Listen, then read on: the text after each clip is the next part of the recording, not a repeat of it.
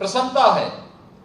यहाँ के पूज्य संतों के साथ ब्रज तीर्थ विकास परिषद ने और यहाँ के जनप्रतिनिधियों ने इस बात का उल्लेख किया है कि भगवान श्री कृष्ण का 5251वां जन्मोत्सव का ये आयोजन इस बार इस भूमि में इस आयोजन के साथ हम जोड़ने जा रहे हैं।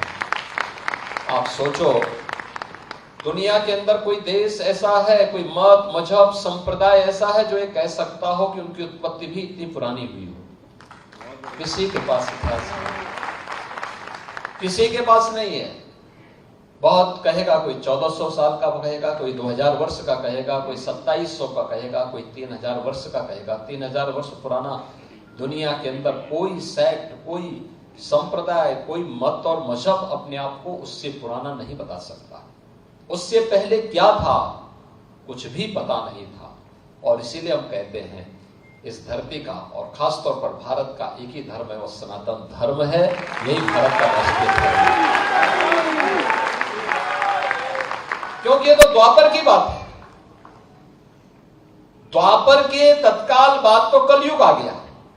द्वापर के अंत में एक लंबे समय तक प्रभु की लीला का एहसास इस देशवासियों को प्राप्त हुआ था। उसकी कृपा दृष्टि इस देश पर पड़ी थी, सनातन धर्मावलंबियों पर पड़ी थी। पूरी दुनिया में केवल सनातन ही सनातन धर्मावलंबी थे।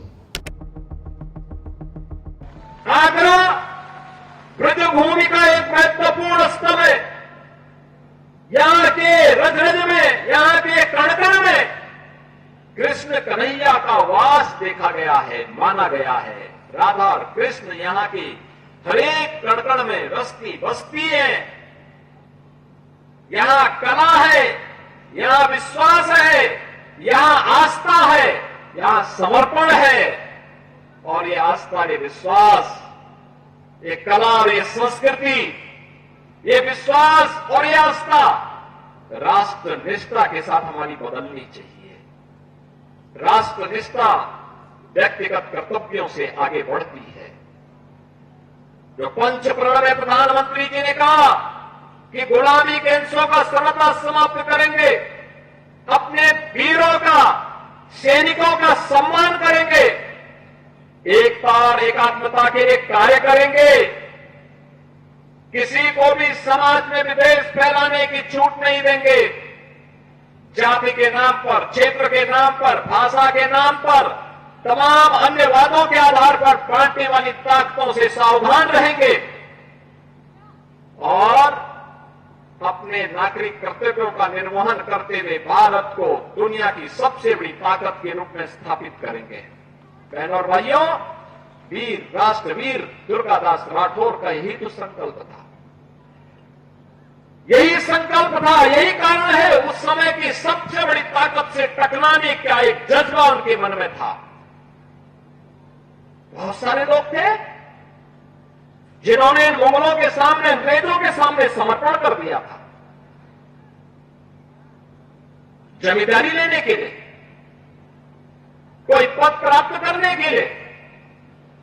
लेकिन याद रखना, उनका नाम इतिहास में ऐसे गुम हो गया, कोई पूछता ही नहीं। नाम अगर ले रहे हैं दुर्गादास राठौर का, ले रहे हैं वीर दुर्गादास राठौर का। आप जाइए राजस्थान में, आप जाइए मध्य प्रदेश में, कितनी श्रद्धा और सम्मान के साथ वीर दुर्गादास राठौर के प्रति लोगों के मन में क्या अपार श्रद्धा भाव को, एक अवतारी पुरुष के रूप में लोग उनकी पूजा करते हैं। वहां पर आप पूरे मारवाड़ में चले जाइए, जोधपुर क्षेत्र में चले जाइए, क्या श्रद्धा का भाव है। और यही भाव व्यक्त करने के लिए आज मैं आपके पास आया हूं। हमें इन महापुरुषों के प्रति वही श्रद्धा और सम्मान का भाव रखना होगा। मैं राठौर समाज को इस बात के लिए अभिनंदन करूंगा। Doctor JS. धर्मेश जी के साथ में लोग आए थे। मेरा प्रयास था कि मैं 13 तारीख को यहां पे आऊं, लेकिन हर घर तिरंगा कार्यक्रम के एक बड़े अभियान में प्रधानमंत्री जी के आह्वान के साथ जुड़े होने के नाते उस समय नहीं समय निकाल पाया। लेकिन मैंने कहा कि जाऊंगा तो जरूर जाऊंगा, क्योंकि लगता है 10 वर्ष से यह मूर्ति मेरा ही इंतजार कर रही थी।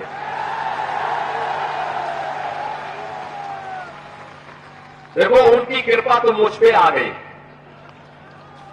कि 10 वर्ष से मूर्ति इंतजार कर रही थी और मुझे भी समय कम मिला, जो हमारा सबसे पावन दिन है, जिस दिन कृष्ण कन्हैया आए थे।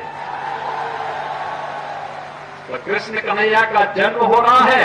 हम राष्ट्रवीर दुर्गादास राठौर को आगरा में उनकी भव्य प्रतिमा का लोकार्पण के कार्यक्रम के साथ जुड़ रहे हैं। बहनों और भाइयों, राष्ट्र से बढ़कर के कुछ नहीं हो सकता, कुछ नहीं हो सकता। और राष्ट्र तब सशक्त होगा जब हम एक रहेंगे, नेक रहेंगे, तभी नेक रहेंगे। बटेंगे तो कटेंगे। आप देख रहे हैं ना, बांग्लादेश में देख रहे हो ना, तो वो गलतियां यहां नहीं होनी चाहिए। बटेंगे तो कटेंगे, एक रहेंगे तो नेक रहेंगे, सुरक्षित रहेंगे और समृद्धि की पराकाष्ठा को पहुंचेंगे। हमें विकसित भारत की संकल्पना को साकार करने के लिए कार्य करना है।